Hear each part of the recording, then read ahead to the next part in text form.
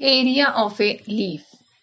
Today we are going to discuss the topic area of a leaf.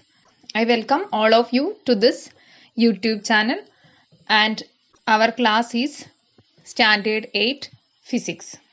ഒരു ലീഫിന്റെ area കണ്ടുപിടിക്കുന്നത് എങ്ങനെയാണ് എന്നതാണ് നാം ഇന്ന് പരിശോധിക്കുന്നത്.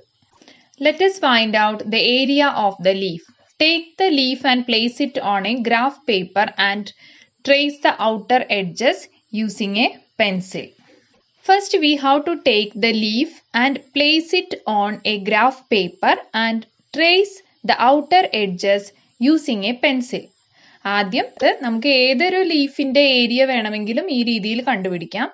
നമ്മളെ തൊടിയിലുള്ള ഏതെങ്കിലും ഒരു ഇല കൊണ്ടുവരിക, എന്നിട്ട് അത് ഒരു ഗ്രാഫ് പേപ്പറിന് മുകളിൽ വെക്കുക. ഗ്രാഫ് പേപ്പറിന് മുകളിൽ വെച്ച് ഇലയുടെ ഔട്ട്ലൈൻ വരച്ചെടുക്കുക. അതിൻ്റെ അറ്റങ്ങളിലൂടെ അഗ്രങ്ങളിലൂടെ വരച്ച് അതിൻ്റെ ഔട്ട്ലൈൻ എടുക്കുക. പെൻസിൽ ഉപയോഗിച്ച് വരയ്ക്കുക. After removing the leaf examine the graph paper. ഈ ഗ്രാഫ് പേപ്പറിൽ ചെറിയ ചതുരങ്ങൾ കാണാം. 1 സെന്റിമീറ്റർ നീളവും 1 സെന്റിമീറ്റർ വീതിയും, ലെങ്ത്തും ബ്രെഡ്ത്തും 1 സെന്റിമീറ്റർ വീതമുള്ള ചെറിയ ചതുരങ്ങളാണ് ഈ ഗ്രാഫ് പേപ്പറിൽ ഉള്ളത്. ഇതില് 2 ആക്സിസ് ഉണ്ട്. ഈ ഭാഗത്ത് എക്സ് ആക്സിസ് എന്നും ഇതിനെ വൈ ആക്സിസ് എന്നും പറയും. തൽക്കാലം നമുക്ക് ആക്സിസ് ഒന്നും വരയ്ക്കേണ്ടതില്ല.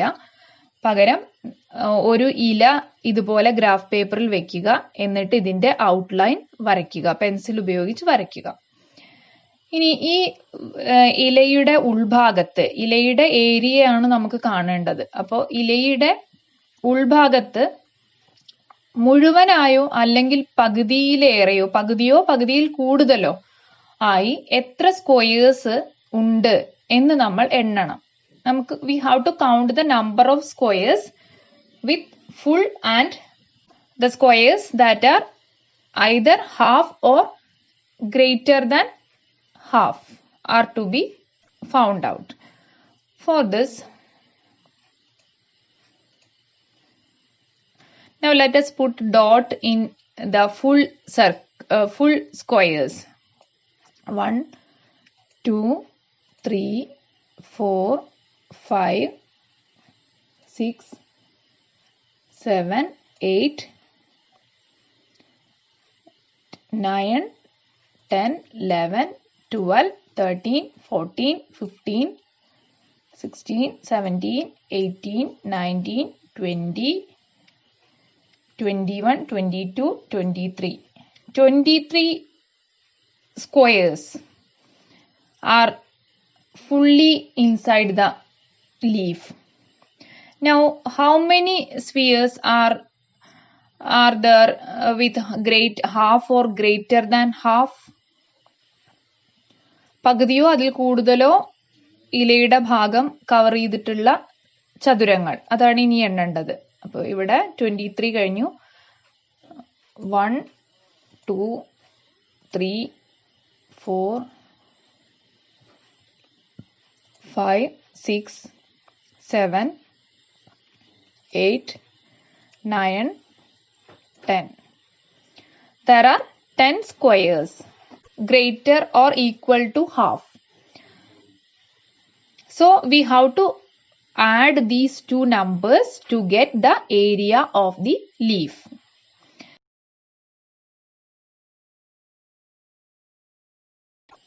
This is a figure given in text and you can see that the number of complete squares are 1, 2, 3, 4 and 5.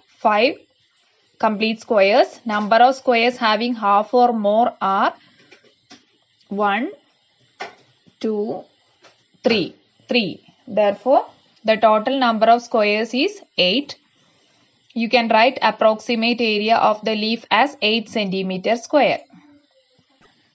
After removing the leaf, examine the graph paper and complete the table given below. ടെക്സ്റ്റിൽ തന്ന ഫിഗറിന്റെ റീഡിങ്ങുകളാണ് ഇവിടെ എഴുതിയിട്ടുള്ളത്. Number of complete squares 5, number of squares having half or more 3, total number of squares 8. ഇങ്ങനെ കിട്ടിക്കഴിഞ്ഞാൽ ഇതിന്റെ area കാണാൻ total number of squares will be the approximate area of the leaf. ഇപ്പോൾ 8 ആയിരിക്കും നമ്മുടെ ലീഫിൻ്റെ അപ്രോക്സിമേറ്റ് ആയ ഏകദേശം രൂപത്തിലുള്ള ഏരിയ എന്ന് കണ്ടുപിടിക്കാം നമുക്ക്. അതായത് കറക്റ്റ് ആവണമെന്നില്ല, എന്നാലും ഏകദേശം ആ ലീഫിൻ്റെ ഏരിയ ഈ സ്ക്വയേഴ്സിൻ്റെ എണ്ണം ആഡ് ചെയ്താൽ കിട്ടുന്ന സംഖ്യയായിരിക്കും. അപ്പോൾ ഇവിടെ 8 സെൻറ്റിമീറ്റർ സ്ക്വയർ ആയിരിക്കും അപ്രോക്സിമേറ്റ് ഏരിയ. ഇങ്ങനെ നിങ്ങളുടെ വീട്ടിൽ നിന്ന് ഒരു ഇല പറിച്ചെടുക്കുക, ഗ്രാഫ് പേപ്പറിൽ വെച്ച് അതിൻ്റെ ഔട്ട്ലൈൻ വരയ്ക്കുക, ഈ ടേബിൾ വരയ്ക്കുക, എന്നിട്ട് അതിലെ കംപ്ലീറ്റ് സ്ക്വയേഴ്സും അതുപോലെ ഹാഫ് ഓർ മോർ, അതായത് പകുതിയോ അതിൽ കൂടുതലോ ഇലയ്ക്കകത്ത് വന്ന ചതുരങ്ങളും എണ്ണി എഴുതുക. രണ്ടും കൂടി ആഡ് ചെയ്ത് കിട്ടുന്നതായിരിക്കും ഏരിയ, ലീഫിൻ്റെ area.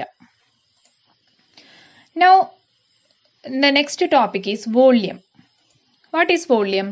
The space occupied by a body is referred to as its volume.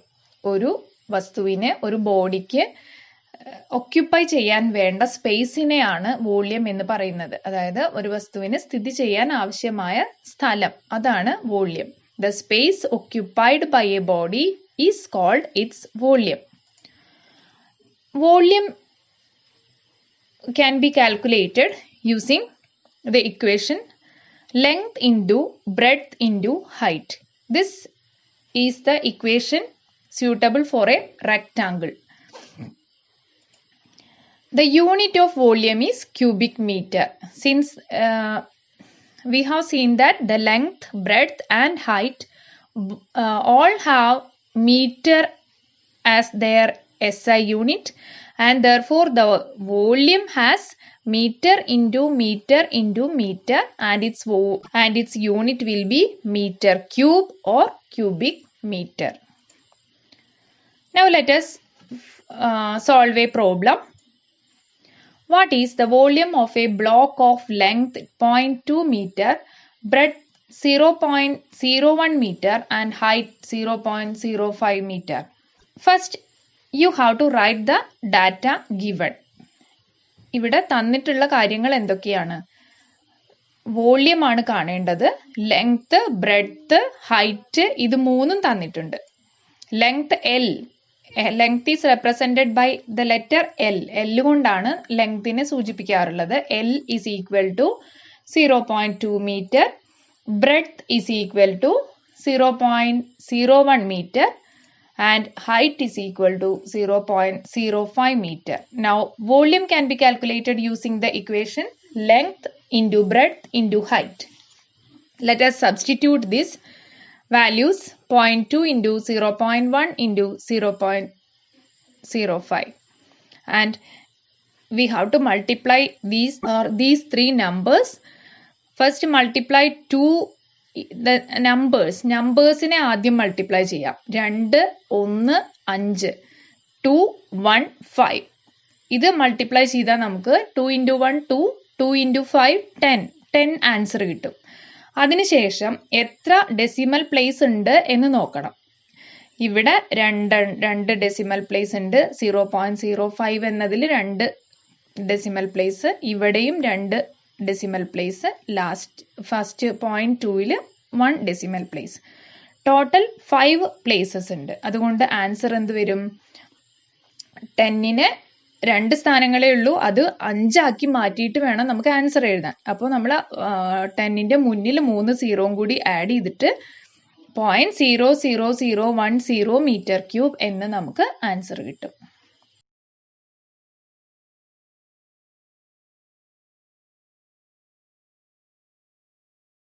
An activity is given in the textbook. That is, 2 objects, a thermocol block and a wooden block are taken, and the volume of both are equal. Let the mass of the thermocol be 0.05 kg, that is 500 gram, and wooden block is 1 kg. We have to find the ratio between mass and volume. That is mass divided by volume. You have to write this in your science diary, and the value obtained is 500 and 10,000 respectively. Now let us study what is density. Density is the ratio of mass by volume. നേരത്തെ നമ്മൾ കണ്ട mass by volume ആണ് density എന്നറിയപ്പെടുന്നത്. Density is the ratio of mass with volume. Mass by volume ആണ് density എന്ന് പറയുന്നത്. Unit of density. Unit of density എങ്ങനെയായിരിക്കും കാണുന്നത്? Unit of mass divided by unit of volume. മാസിന്റെ യൂണിറ്റിനെ വോള്യത്തിന്റെ യൂണിറ്റ് കൊണ്ട് ഡിവൈഡ് ചെയ്താൽ നമുക്ക് ഡെൻസിറ്റിയുടെ യൂണിറ്റ് കിട്ടും. മാസിന്റെ യൂണിറ്റ് എന്താണ്? കിലോഗ്രാം ആണ്. വോള്യത്തിന്റെ യൂണിറ്റ് എന്താണ്? മീറ്റർ ക്യൂബ് ആണ്. അപ്പൊ നമ്മളെ യൂണിറ്റ് എന്ത് കിട്ടും? Kilogram per metre cube. ഈ ഡിവൈഡഡ് ബൈ എന്നുള്ളതാണ് ഈ പെർ എന്നുള്ള ഈ സ്ലാഷ് കൊണ്ട് ഉദ്ദേശിക്കുന്നത്. Is the density of all substances the same? എല്ലാ വസ്തുക്കൾക്കും ഒരേ ഡെൻസിറ്റി ആയിരിക്കുമോ? Take equal volumes of water and saturated solution of sodium chloride. Sodium chloride എന്ന് പറയുന്നത് നമ്മൾ വീട്ടിൽ ഉപയോഗിക്കുന്ന കറിയുപ്പാണ്.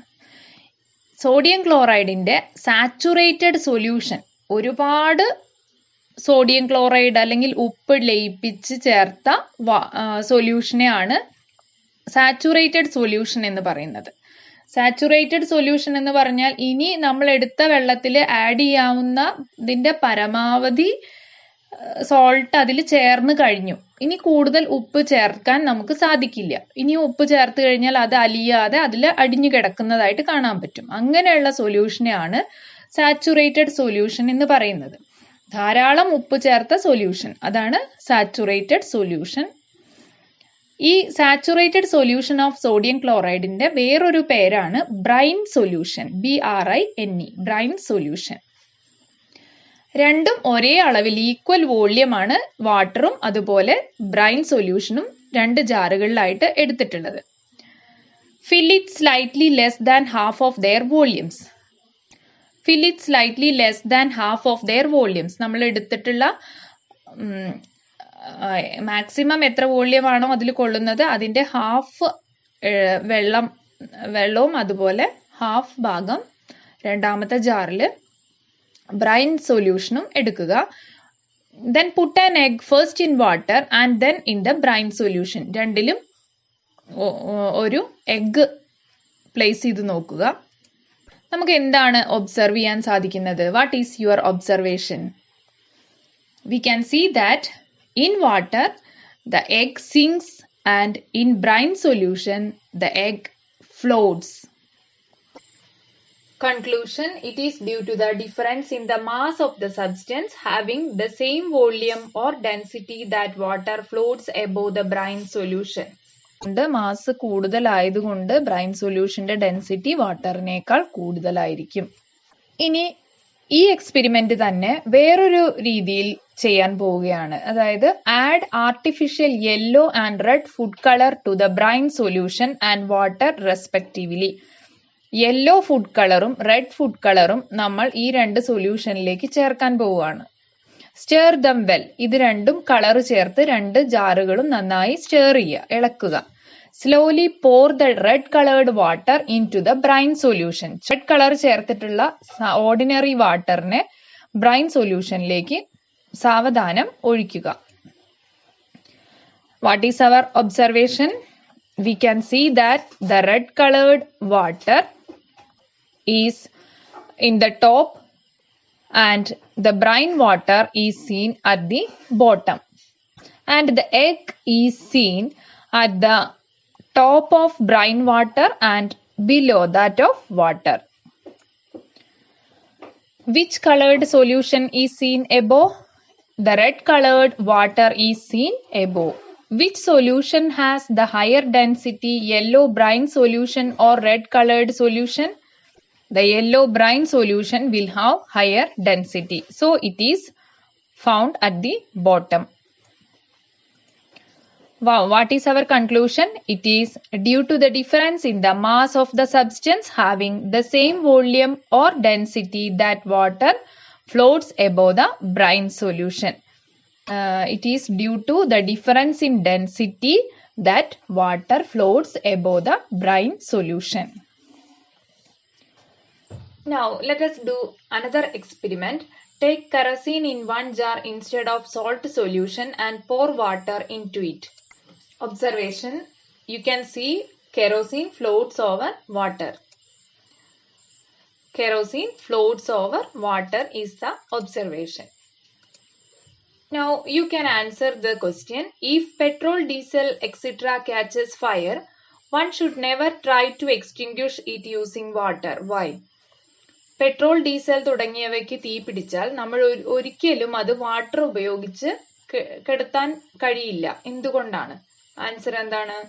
Petrol, diesel have lesser density than water, so they rise above water and lead to extensive fire.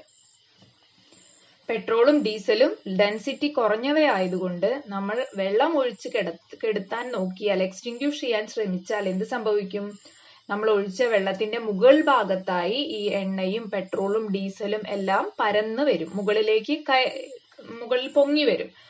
അപ്പോൾ കൂടുതൽ തീ പിടിക്കാനുള്ള സാധ്യതയും ഉണ്ടാകും. അതുകൊണ്ട് ഒരിക്കലും എണ്ണ, പെട്രോൾ, ഡീസൽ ഇവയ്ക്കൊന്നും തീ പിടിച്ചു കഴിഞ്ഞാൽ we should never try to extinguish it using water. Now the experiment 2 is, take kerosene in 1 jar instead of salt solution and pour water into it. Kerosene, മണ്ണെണ്ണ ഒരു ജാറിൽ എടുക്കുന്നു, അതിലേക്ക് വാട്ടർ ആഡ് ചെയ്യുന്നു. We can see that kerosene floats over water. What will be the reason? Kerosene has low density. Density കുറഞ്ഞവയെല്ലാം മുകളിലും density കൂടിയത് താഴെയുമായിട്ടാണ് നമുക്ക് കാണാൻ സാധിക്കുന്നത്. നേരത്തെ വാട്ടറും ബ്രൈൻ വാട്ടറും കൂടി എടുത്തപ്പോൾ ബ്രൈൻ വാട്ടർ താഴെയും വാട്ടർ മുകളിലുമായിരുന്നു. ബ്രൈൻ വാട്ടറിന് ഡെൻസിറ്റി കൂടുതലായതുകൊണ്ടാണ് അത് താഴെ വന്നത്. മണ്ണെണ്ണയും വാട്ടറും കൂടി കമ്പയർ ചെയ്താൽ വാട്ടറിനാണ് ഡെൻസിറ്റി കൂടുതൽ. അതുകൊണ്ട് വാട്ടർ താഴെയും കെറസീൻ മുകളിലുമായി കാണുന്നു. Kerosene floats over water. Now let us write a question. If petrol, diesel, etc. catches fire, one should never try to extinguish it using water. Why? We shall not try to extinguish when petrol, diesel, etc. catches fire using water. Why? എന്തുകൊണ്ടാണ് petrol, diesel ഇവയ്ക്ക് തീ പിടിച്ചു കഴിഞ്ഞാൽ water ഉപയോഗിച്ച് അണയ്ക്കരുത് എന്ന് പറയുന്നത്? What is your answer? The answer is petrol, diesel, etc. have lesser density than water, so they rise above water and lead to extensive fire. Petrol, diesel ഇതുപോലെയുള്ള density, വാട്ടറിനേക്കാൾ density കുറഞ്ഞവയ്ക്ക് തീ പിടിച്ചു കഴിഞ്ഞാൽ അവ അണയ്ക്കുന്നതിന് വേണ്ടി വാട്ടർ ഉപയോഗിക്കുകയാണെങ്കിൽ ഈ ഡെൻസിറ്റി കുറവായ petrol, diesel അതുപോലെയുള്ളവ വാട്ടറിന്റെ മുകളിലേക്ക് കയറി വരാനും മുകളിലായിട്ട് പരക്കാനും തീ ആളിക്കത്താനും കാരണമാവും. So they rise above water and lead to extensive fire. Now there is a portion given. This is the figure showing a person reading newspaper while floating on the Dead Sea situated between Jordan and Palestine. പലസ്തീനും ജോർദാനും ഇടയിൽ കാണുന്ന dead see, ചാവുകടൽ എന്നറിയപ്പെടുന്ന കടൽ ഭാഗം, ഇവിടെ കിടന്നുകൊണ്ട് news paper read ചെയ്യുന്ന ആളെയാണ് കാണിച്ചിട്ടുള്ളത്. എന്തുകൊണ്ടാണ് ഇയാൾ വെള്ളത്തിൽ താഴ്ന്നു പോകാതിരുന്നത്? Why is it that no one sinks in the Dead Sea? Dead സീയിലാണ് ഏറ്റവും കൂടുതൽ ഡെൻസിറ്റി ഉള്ളത്. അതായത് ഡെൻസിറ്റി ഓഫ് സോൾട്ട് കൂടുതലാണ്. സാധാരണ കടലുകളെ അപേക്ഷിച്ച് അതിനേക്കാൾ ഡെൻസിറ്റി കൂടുതലുള്ള സോൾട്ട് സൊല്യൂഷൻ ആണ് ഡെഡ് സീയിലുള്ളത്. അതുകൊണ്ട് തന്നെ ആരും ഡെഡ് സീയിൽ മുങ്ങിപ്പോകാറില്ല. കാരണം ഡെൻസിറ്റി അത്രയും ഹയസ്റ്റ് ആണ്. നമ്മൾ കോഴിമുട്ടയുടെ എക്സ്പെരിമെന്റ് ചെയ്തല്ലോ. എഗ്ഗ് ബ്രൈൻ വാട്ടറിൽ ഇട്ടപ്പോൾ നമ്മൾ കണ്ടതാണ് അത് പൊങ്ങിക്കിടന്നത്. കാരണം ബ്രൈൻ വാട്ടറിന് കൂടുതൽ ഡെൻസിറ്റി ഉണ്ടായിരുന്നു എഗ്ഗിനെ അപേക്ഷിച്ച്. അതുപോലെ നമ്മളുടെ ഡെൻസിറ്റിനേക്കാൾ കൂടുതൽ ഡെൻസിറ്റി ഈ ഡെഡ് സീയിലെ വാട്ടറിനുള്ളത് കൊണ്ട് നമ്മളെ അത് പൊക്കി നിർത്തും, അല്ലെങ്കിൽ നമ്മൾ പൊങ്ങിക്കിടക്കും. Here 1 liter water contains about 340 gram salt. 340 gram salt ആണ് 1 ലിറ്റർ വെള്ളത്തിൽ ഉള്ളത്. ഏത് വെള്ളത്തിലാണ്? ഡെഡ് സീയിലെ വാട്ടറിൽ. The density of normal sea water is only 35 gram per liter. അതേസമയം 1 ലിറ്റർ വെള്ളത്തിൽ വെറും 35 ഗ്രാം സോൾട്ട് മാത്രമേ സാധാരണ കടൽ വെള്ളത്തിൽ ഉള്ളൂ. അതാണ് ഡെഡ് സീയും സാധാരണ സീയും തമ്മിലുള്ള വ്യത്യാസം.